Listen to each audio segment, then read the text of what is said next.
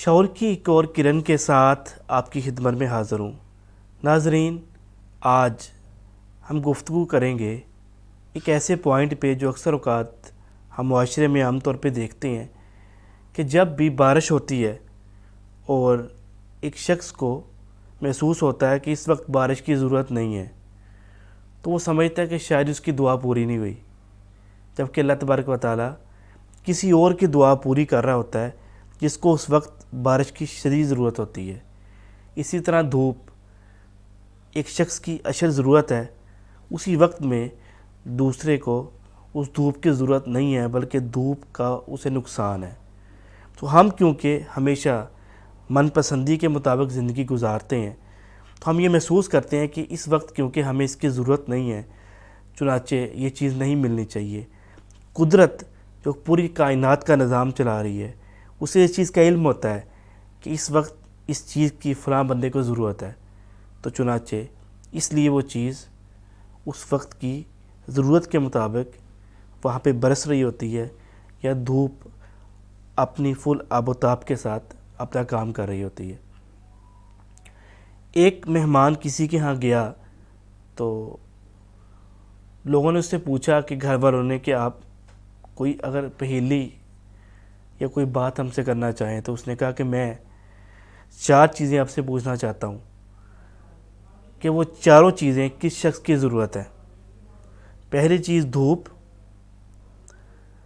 کس کی ضرورت ہے، کون دھوپ کے لیے دعا مانگتا ہے۔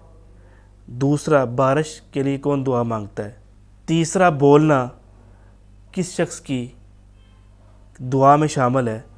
اور چوتھا، چپ رہنا کس کا مقدر ہے اور کون چپ رہنا چاہتا ہے۔ سب نے کافی دیر تک سوچا، لیکن انہیں اس پہیلی کا لب لباب سمجھ نہ آیا یا یہ پہیلی کو بوجھ نہ سکے۔ پھر اس سے پوچھنے لگے کہ آپ ہی ہمیں اس کا جواب دیں۔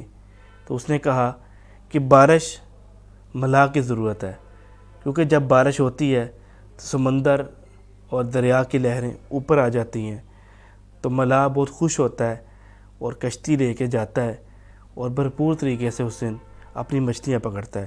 اس لیے جب بھی وہ نماز پڑھتا ہے، دعا کرتا ہے، تو اس کی دعا یہی ہوتی ہے کہ یا اللہ بارش نازل فرما تاکہ میرے کام میں وسعت آئے اور مجھے زیادہ رزق ملے۔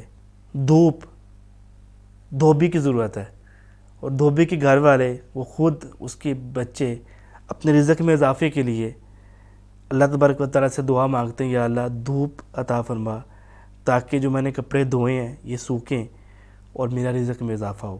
اب دیکھنے میں یہ دونوں چیزیں ایک دوسرے کے اینٹی ہیں، لیکن دونوں چیزیں ہی انسان مانگ رہا ہوتا ہے اور ایک وقت میں مانگ رہا ہوتا ہے۔ اب قدرت جو بھی عطا کرتی ہے وہ کسی نہ کسی کی دعا ضرور ہوتی ہے جو پوری ہو رہی ہوتی ہے۔ اس کے علاوہ 2 مزید چیزیں، بولنا اور چپ رہنا۔ تو اس نے کہا کہ بولنا ہمیشہ مراثی مانگتا ہے، کیونکہ اس نے بول کے پیسے کمانے ہوتے ہیں، تو وہ چاہتا ہے کہ مجھے بولنے کی توفیق ملے۔ اور خاموشی ہمیشہ بیٹی مانگتی ہے، جو کہتی ہے کہ میں اس ایشو پہ بات نہ کروں تاکہ بات آگے نہ بڑھے۔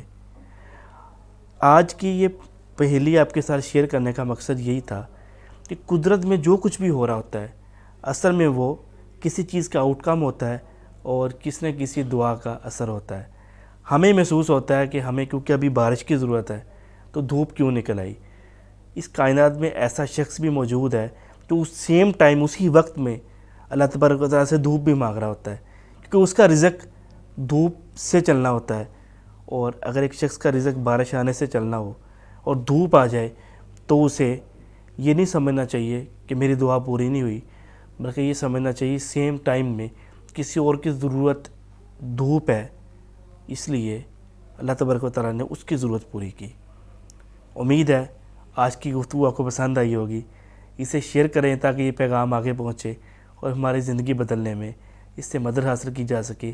اجازت دیجیے، اللہ حافظ۔